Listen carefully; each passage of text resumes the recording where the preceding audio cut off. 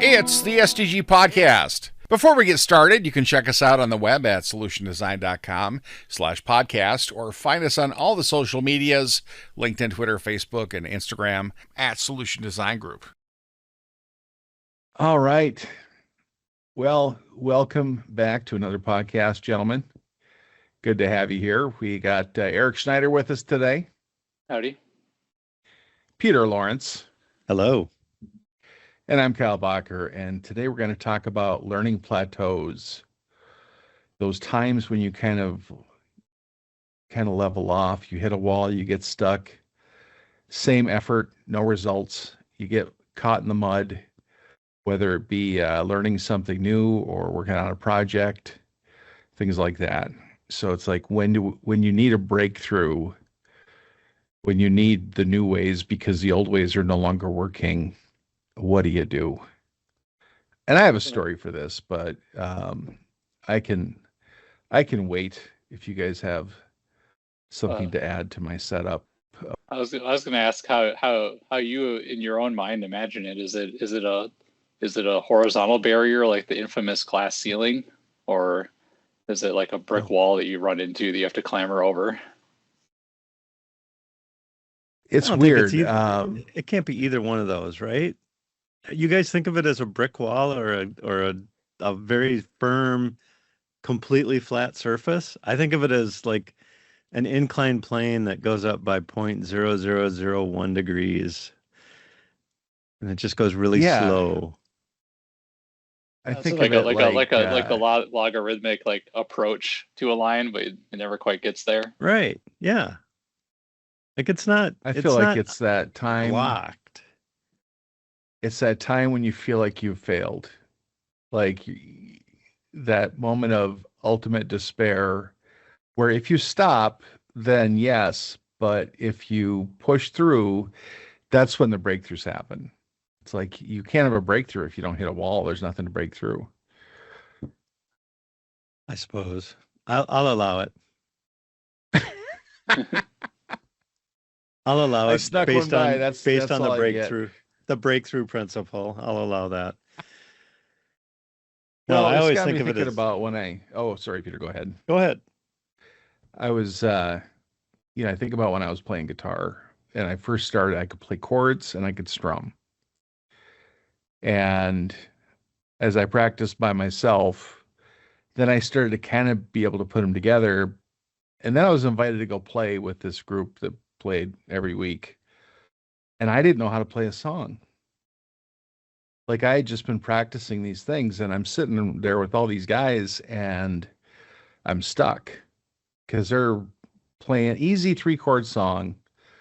And I had this moment where I was like, do I just stand up, turn around and walk out the door, which is what I wanted to do. I wanted to run away because I felt like I was, imposter syndrome, but when you're actually an imposter.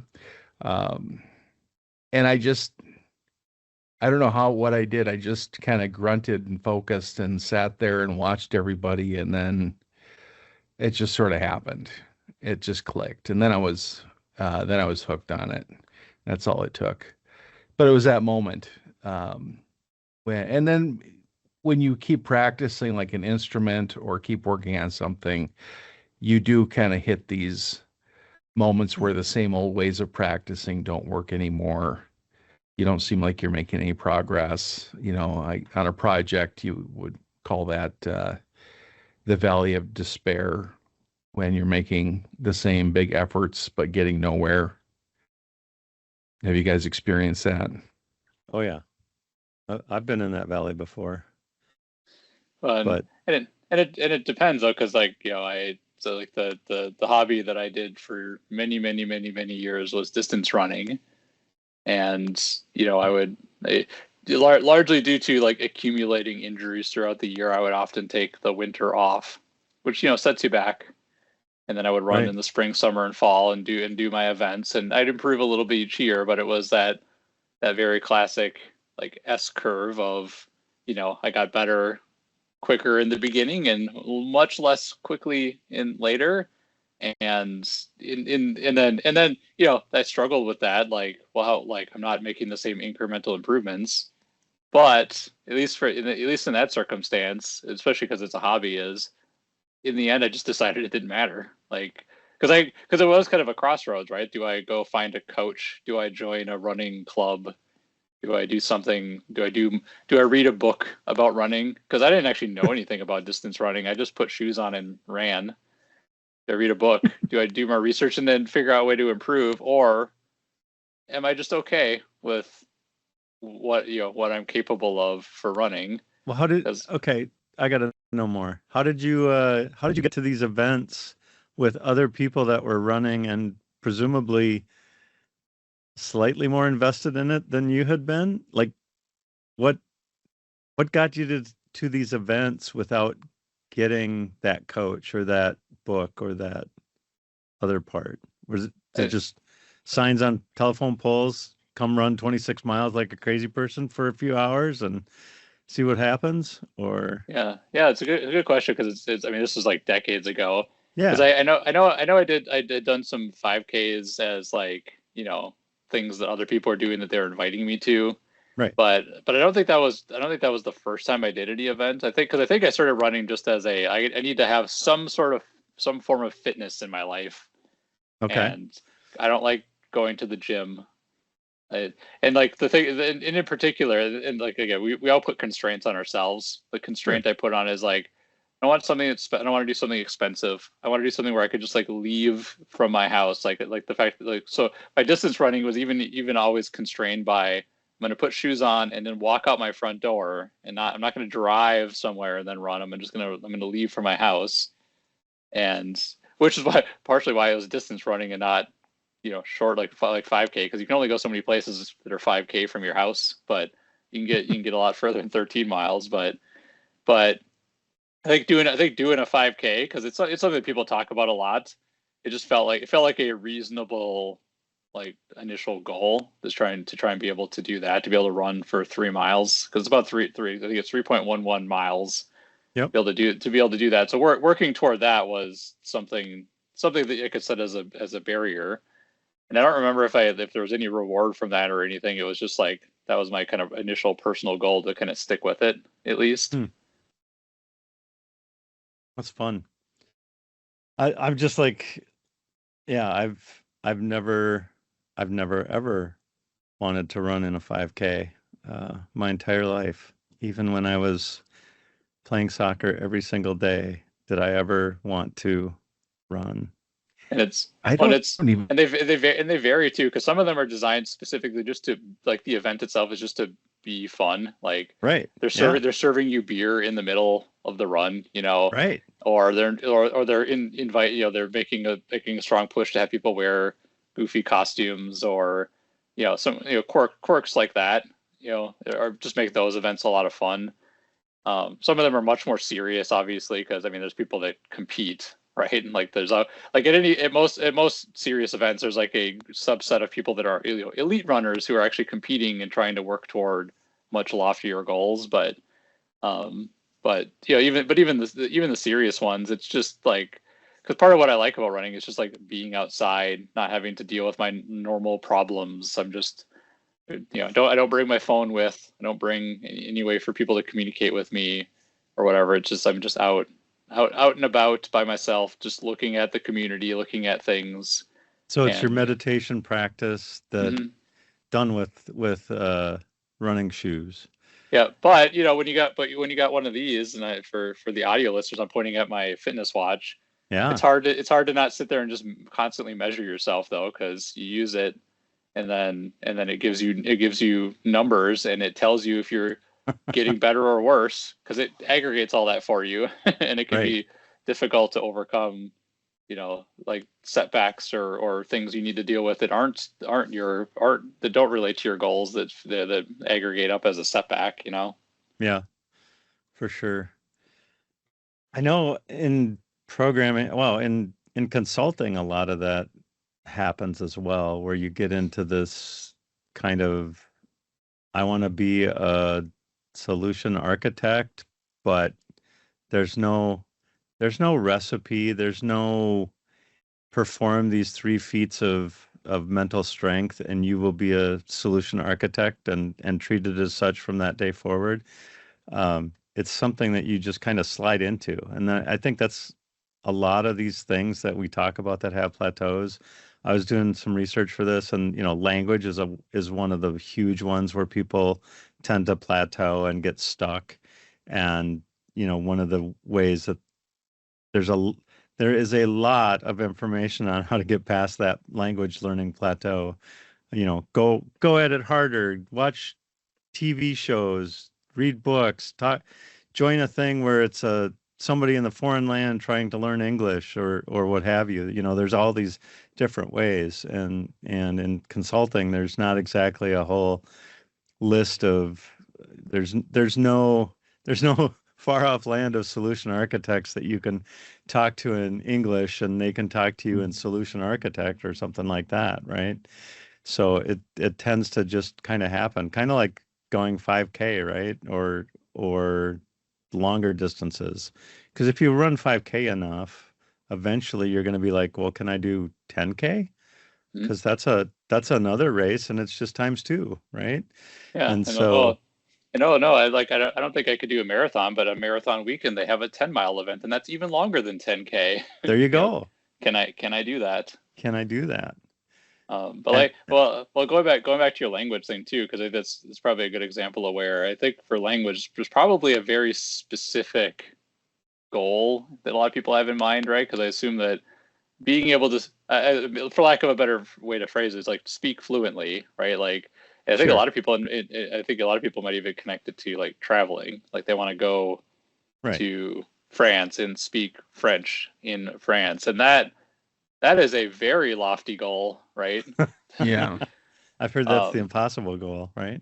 Right, and or Japanese I've heard is like just incredibly challenging to overcome, and I think about stuff like that where if you like it's hard to have such a lofty goal, especially out of the gate, where if you're not going to, if you don't have interim goals, or if you're not really enjoying the process to get Right. there, Yeah. you're not going to get there. There's just far too much work between where you're starting and where you're ending up for you to reasonably get there. Like there's no way you can stick with it if all you care about is the end state.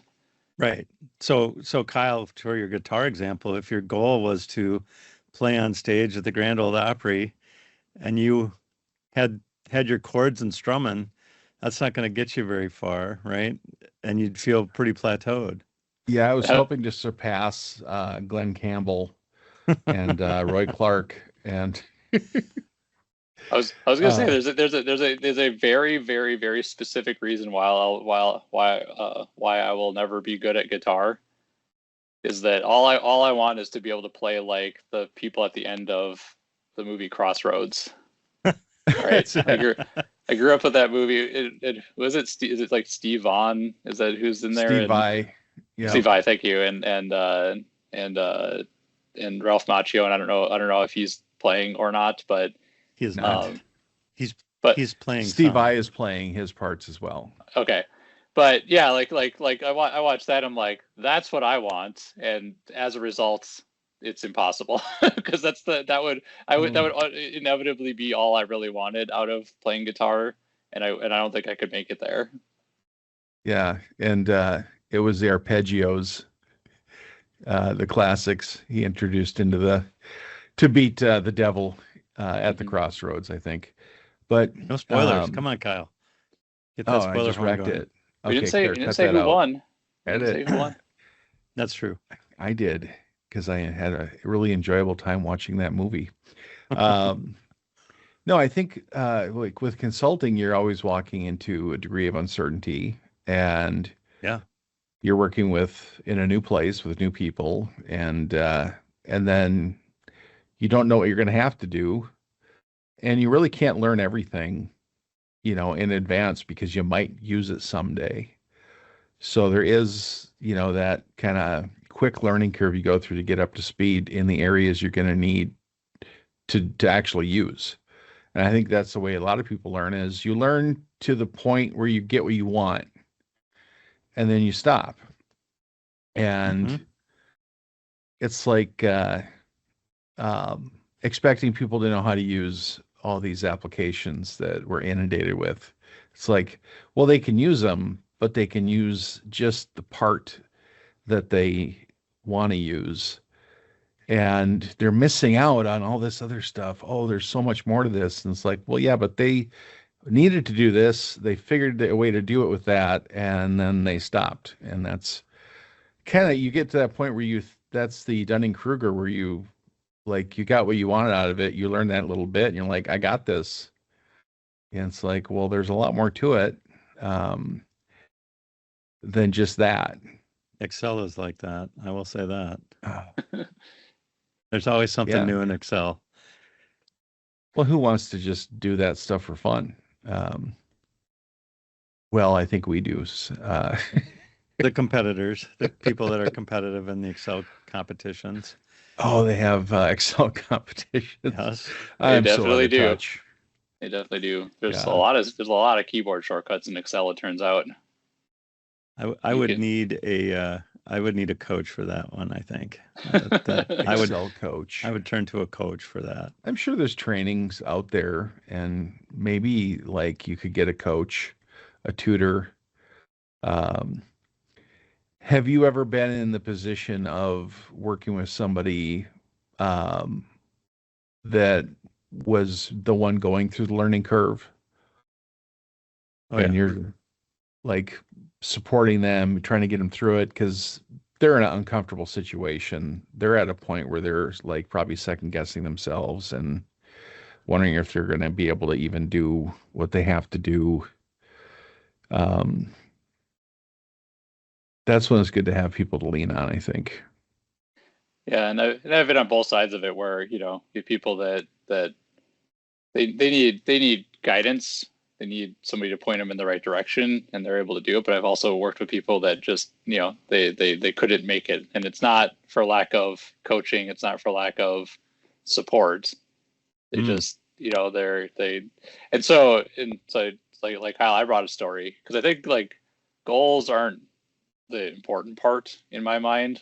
It's really about being able to walk to do the journey in the end, and Yeah. whether you enjoy it or not, like it helps a lot. But so this is gonna sound really mundane, but it's a thing that happened that like is something I think about a lot with learning and stuff in my life. There's a game that came out, and it was about you climbing a mountain, and it's a type of platformer. So platformers, for people that aren't familiar with video games, it's like Mario, where you need to move your character over a series of obstacles, and and there's and then each level's a little bit harder than the last, right? Until you get to the end. Like that general platformer, like there's holes to fall in, there's monsters that will kill you, and you're trying to navigate your way to the end of the world. And so in this case, the setup was you're trying to climb a mountain. It's a character. The character doesn't know how to climb a mountain. You're that character because you don't know how to climb a mountain. And I bounced, but the game was a good, like, rave accolades. Like everyone thought this was the best game to come out in years and all this stuff. And like I could play like one game a year, so this will be my game. And I bounced off of it super hard, right? It just it's a type of game. It's like a level, like a skill level that is like beyond my experience, and I just got frustrated because I couldn't beat the levels, right? And then the thing that changed was after I had completely given up and just let the game go, I was watching a YouTube video of somebody else playing that game, and he was dying and dying and dying, but it made him happier every time, right? Because as like each time he died, he would learn something, right? Like, oh, I see, like I see what I did wrong, and okay, I didn't quite get it, and I almost got it, but now I like they're like the game is challenging you to figure out, because it's a puzzle. Like each room is a puzzle you have to figure out, right? And so his approach of like iteratively figuring out each jump, each thing, like learning what you're supposed to do in this one little section, and feeling rewarded for each little iteration that he made, despite the deaths, he was just having a great time. And I'm like, oh, I'm approaching this completely wrong, where all I was caring about was beating the level, like whatever Right. whatever it took. And if it wasn't easy to do, then all the setbacks. Every time I die is a setback. And the game mechanically has this built in. Like they actually tell you this up front, but it didn't make sense to me. Is the game keeps track of how many times you die. You don't have lives, so it's not like Mario where you had your 3 lives and game over. You have to start over. Like you'll respawn an infinite number of times, but every time you beat a level, it tells you how many times you died. And Your shame count. yeah, it's easy to look at it that way as a shame count, where it's like, oh, I'm like somebody else. It only took them 20 deaths to beat it, and it took me 200 deaths to beat it. Right. Yeah. But what the game is attempting to communicate, and it just takes time to like get there. Like it's a different perspective on the same data. It's actually how many times you failed but didn't give up, right? Because it only tells you that number after you win, not along the way. Like it doesn't just tally up in the corner or whatever. So at the point of victory in the level, then it spins up this counter, and you're like, geez, because it's and then some of the like, and I stuck with like I changed that mindset and stuck with it. And I was playing levels where I was dying thousands of times. Wow. And I'm playing it over weeks, where I'm playing the same level for weeks. Oh my gosh. And I finally get there, and it's like, you've died 6,300 times or something, and I'm like, yay me! Like It's really like a badge of courage and persistence. So I still have That's so I have awesome. my original save file where I have like 100 and something thousand deaths or something to get to the end of the game. And I played it, so I'm much better at the game now, and I have like other save files where I could beat it with dozens of deaths through the whole game now. But I've retained that save file for that reason of like because that specific figure is the badge of honor. Yeah. And so like looking at it as those like smaller iterative challenges, and like being like enjoying that process of learning and overcoming those small goals is such a different mindset than just am I fluent in French yet or not? Right? Because that's to Peter, your earlier point about like becoming a solution architect or not. Like if that's all you actually care about, then I don't think the reward is going to be there, because you'll just find some shortcut to get that title. Or you'll keep trying to find that shortcut and not getting it. Right. And not learning the long way. This is an interesting topic because it kind of floats across all these different areas, and you hit these points of like where you need to push harder. You hit a point, Eric, where you needed to change your way of thinking. It's just different technique. Is it more elbow grease? Is it more seeking out? You're just kind of scrambling for whatever way in you can, or whatever way over, across, whatever. And to break through the wall, through. You have to punch and use a hammer or find someone that knows the way through. And that's the thing, is I don't think a breakthrough is necessarily like a sudden surge in ability or anything.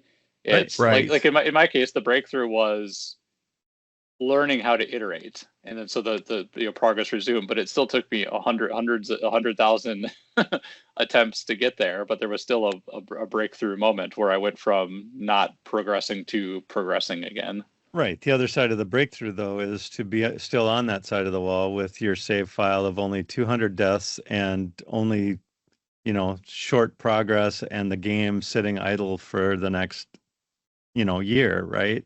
Mm-hmm. Until you can get your next game or whatever. And, the game analogy, I think, is really apt to most of this, because it's something that, I forgot about until we were talking about it. Like, Mario World 64 was a challenge to get through all of the different places. I'm not doing speed runs, obviously. I'm a programmer, and I'm going to play Mario on the weekends kind of thing, or whatever. A lot of those games sort of built on themselves, and you would be so happy to get through a level or get through a world or whatever. But at the same time, you would keep at it for long periods, much longer than the game was enjoyable enough. And again, the mountaineering was fun enough to make those learning things. And, I'm sure sometimes you made it well past your initial death spot or whatever, and to make it quite a bit further because you overcame that one little thing that you needed to learn. And other times you sat at that one spot learning incrementally 20 times until you finally figured out that's the lesson I need to get past this particular spot. And, just having those different kind of inputs and things holding you back and rewarding you. I think, having that mindset going into something like a language or a new programming language. I tried to learn the language R, just for giggles. Then I found a program that was written in R that I wanted to use and expand, and that helped quite a bit. And then my daughter was taking a class in R. It was a math class that used R for as sort of a bump to it, and it was fun to talk to her about that. And so I could, look at her homework and see what she's doing in R and get more proficient in it. Obviously, I'm not developing R programs every day or anything like that, but just kind of that little bit of leverage to push past sort of that, oh, this is really hard. This isn't anything that I've done before. This is not, you know, basic or a structured language that, sort of falls into the way that I think. This is a little bit different. And so, having those extra things to push you along really help.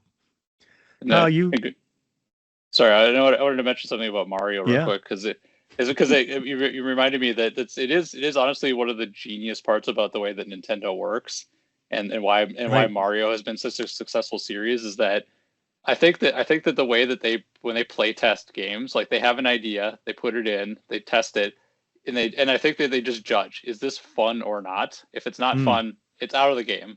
Right. And so the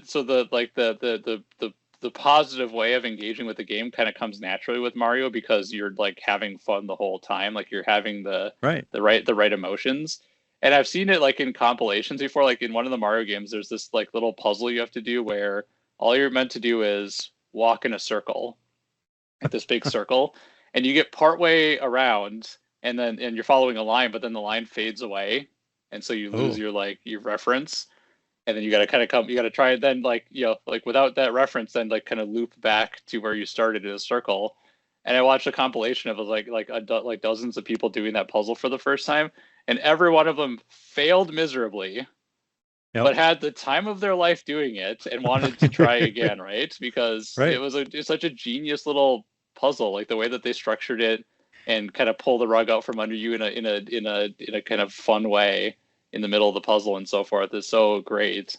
I think about that puzzle a lot because it's so rewarding, and like I said, it causes that correct feedback loop that you need, as opposed to, because there's so many like platformers out there that are just designed to be punishing, and there are people that like that, and it's not me, but the Nintendo formula, like it makes the engagement more natural. But sorry, doing Peter, low code, doing low code for years. There was a time when the Plateau came to me. I wasn't seeking it out, but it was like the learning curve of my career. Early on with SharePoint, I started with 2003, and then 2007, which had this application called Designer, which had a GUI front end and code back end, and I learned that thing so well I could work magic with it. And so I built so many cool solutions and things like that. And then when 2010 came out, they took away the GUI part of it. And I'm a button pusher. I can type in lines of stuff and do a little bit of code, but I'm not a developer. I'm not gonna be happy just with text in front of me all day long. Which is what I assume you guys do. Yeah, it's just all text all day long. It's That's it I now. need buttons. I'm a configurator by trade. Yeah, I No, mean I hit this point my where my they took screen on my end is away. just my screen on my end is not even. I Yeah, don't see you guys in video. I just see like green flowing text. yeah. Teams is being a jerk today.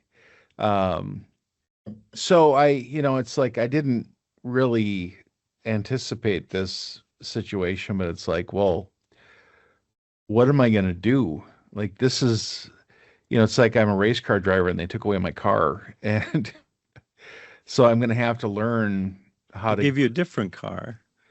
I just had to learn how to work with the platform and Yeah.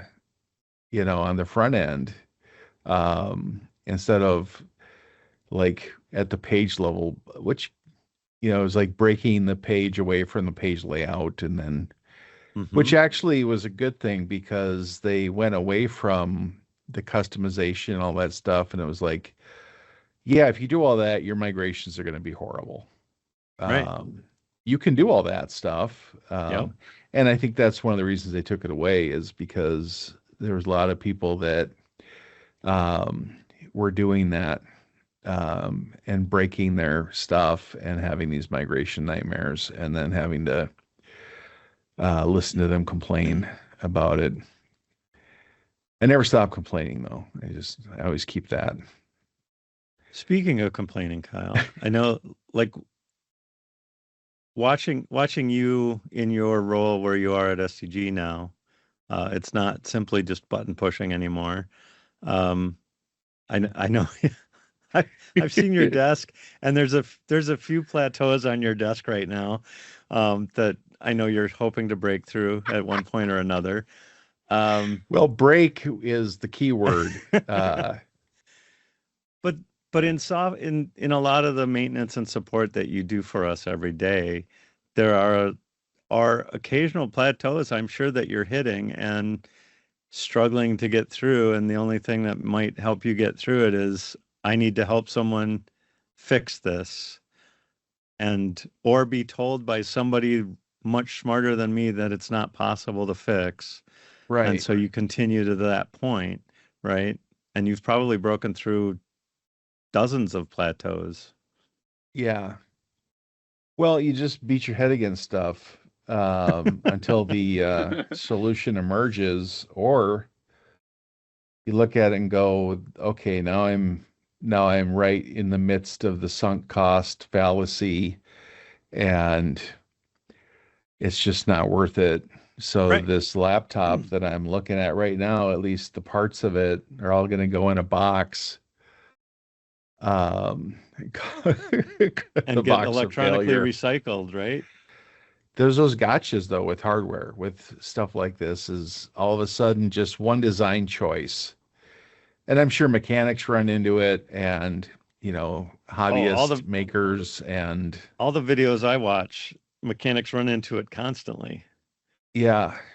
And you just kind of have to develop an aptitude for like not quitting, not giving up on a problem until the problem kind of gives up on you. And it's like, okay, we're at an impasse. Well, I was gonna say on the on Okay. the on the on the idea of like not quitting, because it's my favorite genre of YouTube channel these days is people fixing cars in one way or Mm, another. And in particular, there's a guy who is like lives in rural Illinois, and he is the guy that never gives up. And so he's the guy that when the farmer tried and failed, and then they brought it to their guy and they failed, and then it ends up at his shop. Like he's the final wow. line of defense, and he doesn't stop. and and yeah, it's amazing to watch him work, where it's not just the knowledge he has, it's not just the tools he has, it's the level of persistence he has with Hmm.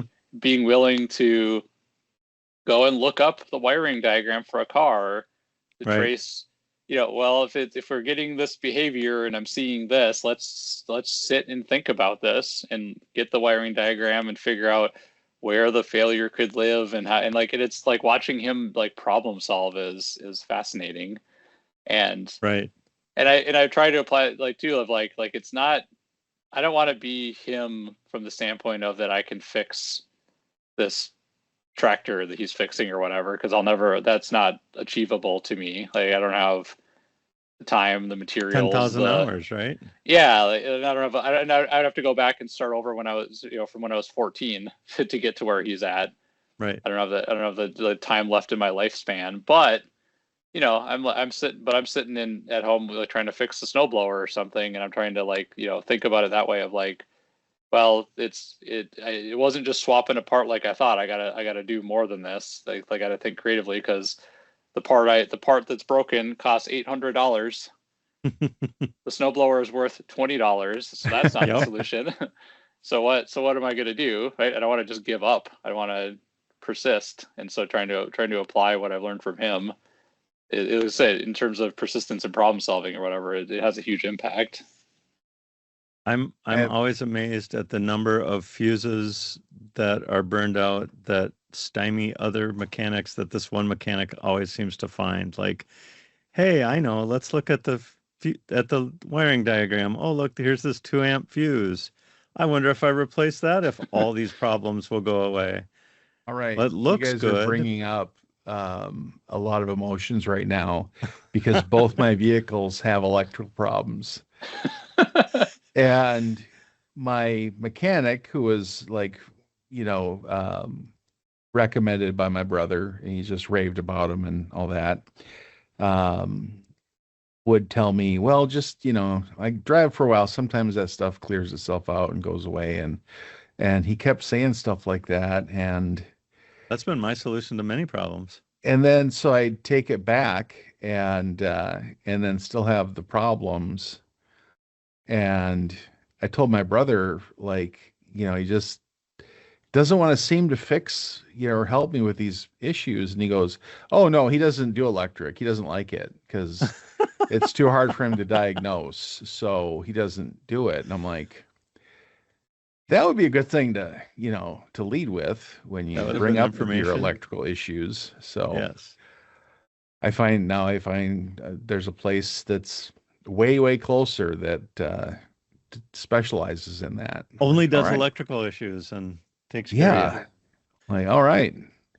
But I think that's, one of those things where it's almost like a project, and the plateau is you've headed in the wrong direction. You got stuck.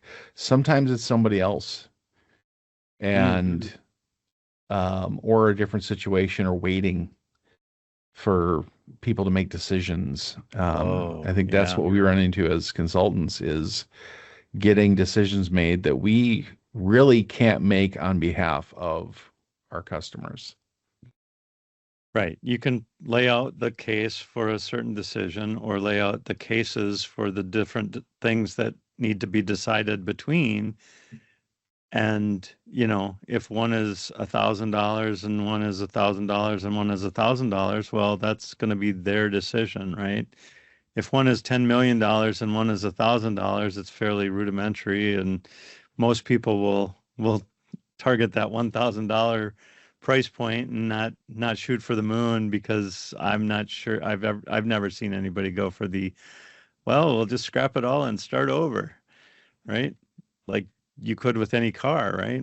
Like, I'll just scrap this car at the junkyard and start over with a brand new car and wait until it has electrical problems for whatever reason. Why get a new car when you could buy another 20-year-old car that's going to have endless problems? My dad always said the cheapest car you can drive is the one you're already driving, which true. I think is true to a point, or at least it used to be when your car didn't have a computer in it, and you open the hood and then you get a ladder so you can go down to the engine, and everything's right there. Yeah. You could stand in the engine in the engine compartment with the engine. It's like a 57 Dodge pickup, or it was Chevy. Yeah, it was Dodge at the same time. It was a Chevy.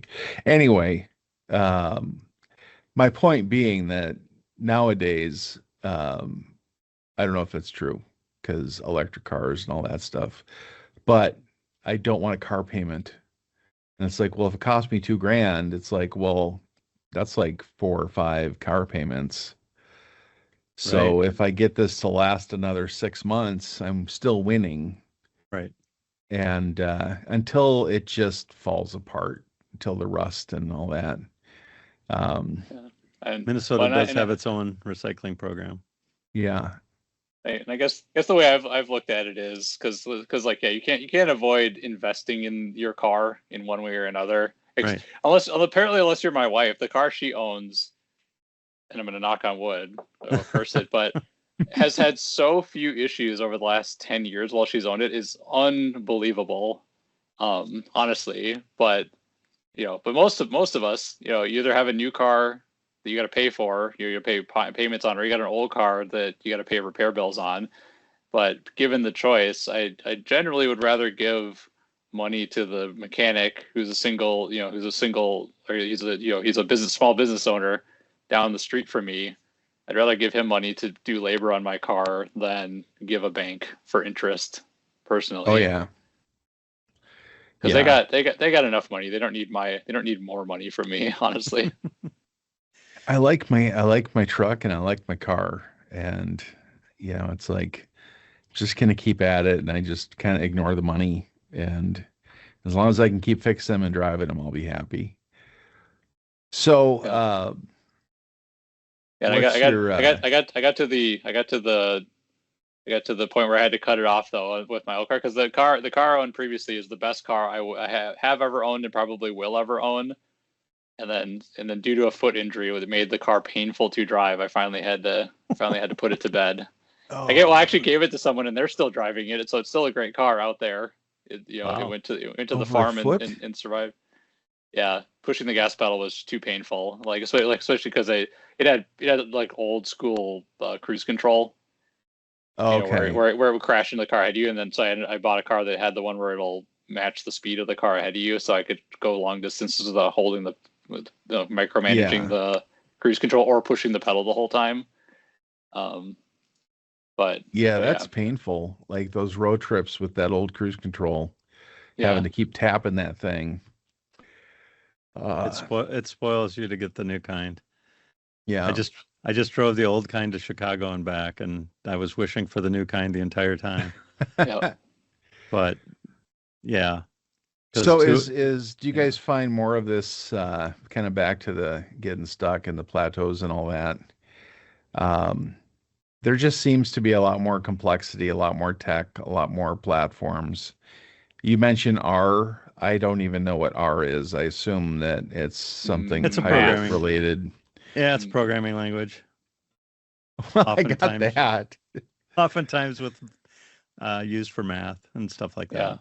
that. It's purpose built for like doing math or statistical type work, like consuming data and analyzing it type stuff. Yeah, Okay. a lot of matrix math and Yeah, and Python kind of ate its lunch a bit in being useful for machine learning and that kind of stuff. but probably only because the machine learner guys knew Python Right. rather than anything else. Yeah, learning a new framework is easier than learning a new language usually. But again, like you were saying, Kyle, like the amount of physics that somebody has to learn today compared to the amount of physics that you had to learn 100 years ago, there's been a lot of discoveries, right? The amount of programming that you have to do today compared to 100. I mean, 100 years ago, it was what the Pull up Notepad. No, there was that knitting or weaving machine, Babbage or something like that. That was all you needed to know was punch cards and stuff. And then it's gone a lot further than that, obviously. But yeah, things get different every day, and I will say, as an older person who's been contacted by the retirement or the AARP, whatever. AARP. Yeah, who's been contacted by You got your AARP. letter? Yeah. That staying up on everything is hard, but not staying up on it is impossible. Yeah. It's like if you still only had your Nokia plain old chocolate bar phone or whatever, and you weren't even doing text messaging on it. You were just making phone calls. You're not making a lot of phone calls today unless you're trying to do some healthcare stuff. You have to be willing to make the leap and sometimes put yourself in that valley of despair, Right. which Absolutely. which I call my iPhone. Um, Well, yeah, you had what, 15 years on Android, and now you're switching to iOS. Never had an iPad, never used it, never liked it. Yeah. Never liked Macs, never liked working on them. I've been supporting them forever. Right. But back in the day when it was just zap the PRAM and reset your preferences and go to town, make sure you have the right set of fonts. Now it's a lot different. Doing both is difficult, and it was really frustrating because most people are on iPhones. When people would want my help with something on their iPhone, an app they were having issues with, I'm like, okay, well, can you show me how to use your phone first? And what do I need some buttons on this. Where are the buttons? Where's the back button? Where's the home button? So I'm like, you know what? I'm going to get an iPhone and I'm going to learn how to use it. And it has been painful and frustrating. And it's like they put buttons in different locations. Mm-hmm. Like, why can't this be where the button on my Android phone was? It does the same thing. And then the action button. It's probably because Samsung has a patent on the button being right there. That's true. There's a programmable action button with a list of things, none of which I need or want to do. That's right. So I have this, so I disabled it. So now I have a button that is worthless. Like, there's probably a third party. It's okay. Replace the switch that was worthless. So, it's neither better nor worse. And then Kyle, you watch somebody who's 14 years old with an iPhone, and you just makes you want to do better. Yeah. My kids. That's a really good motivator. Is I'm not going to let this 14-year-old beat me. I've had people on the phone trying to text stuff, and I'm like, is there a 12-year-old in the house? Because we're going to need their help, because I have questions as well that I need to ask them about this device. Yeah, but we're in a constant state of learning, and if you're not like hitting those moments that happen right before the breakthrough happens, like there's that, in the learning curve, there's that kind of easy money up front. Yeah. Where just learning anything is like a treat. I learned something just this morning, Kyle. It was so every so often the news seems to obsessively report on Lindsey Vonn, the Olympic gold medalist downhill skier, and it finally this morning it finally struck me. I'm like, why do they always report on her? And I'm like, oh, because I live in Minnesota. I'm like, I bet she was born in Minnesota. And so I look up her Wikipedia page, and sure enough, born in St. Paul, Minnesota. I'm like, okay, but I'm also thinking, like, just give it up already, right? Like you've been at this too long. You're clearly too old. Like, I think it's time to stop. Just stop, Lindsey Vonn. But when I look at her Wikipedia page, the thing I learned was she's younger than me. So what does that say? 41 years old. You hit that's the tip. There's a tipping point where actors and like you think all these people are older than you or were old and stuff, and then you're like, wow, when Robert Shaw was Quinn in Jaws, he was younger than I am. Mm-hmm. I've also hit the milestone of where I went to see a doctor, and the doctor came in, and I was like, who is this child? Yeah. Oh my gosh. When I was working out of my house during lockdown, one of our people rolled up, and their daughter was driving, on her permit, and I'm like, she looks like she's 10 years old. Just It's a little like, no, 10-year-old. dude, you're in your 50s. Like, oh, that's how it works. Aging is weird. And when you get your AARP thing, Yep. Eric, then we'll take you to the club and get the early Yep. bird special. I look forward to it. Well, there's one other thing I wanted to bring up, because there's a facet of learning that is forced upon you, and I guess it kind of relates to, like, I was talking about getting old, right? Yep. And dieting to me is one of those where, there was a point in my life where I was younger where, every year I got a little bit heavier, and I didn't like that. And obviously that trajectory over the rest of my life was not going to be sustainable. But Mhm. a lot of people, that's a thing that a lot of people struggle with. And I'm not going to get into all of the psychology of it.